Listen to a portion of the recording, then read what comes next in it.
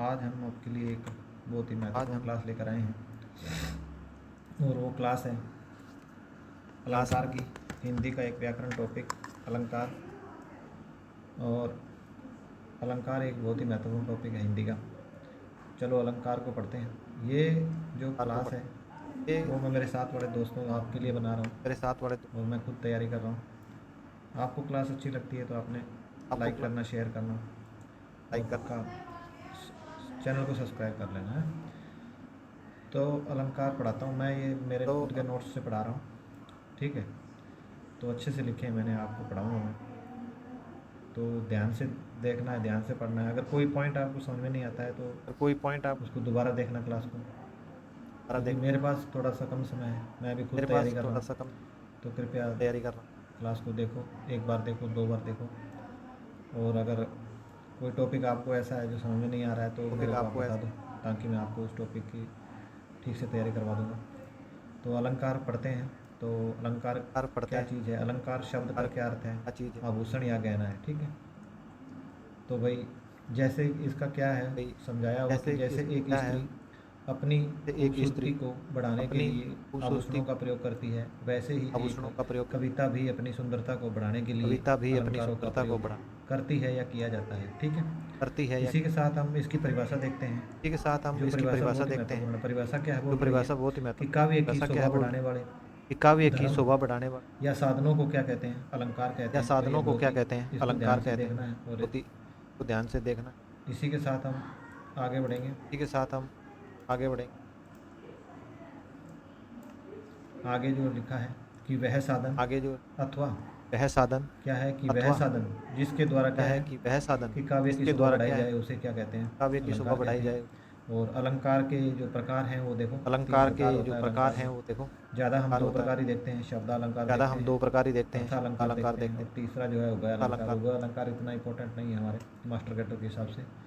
तो खास करके हम आज जो आपको मैं एक ही पढ़ाऊँगा, शब्दालंकार पढ़ाऊँगा, कल आपको अर्थालंकार पढ़ाऊँगा। तो आपने देखना है कि अर्थ शब्दालंकार के अंदर पहला आता है दूसरा यमक और तीसरा शैलेश, चौथा है वक्र, ठीक है।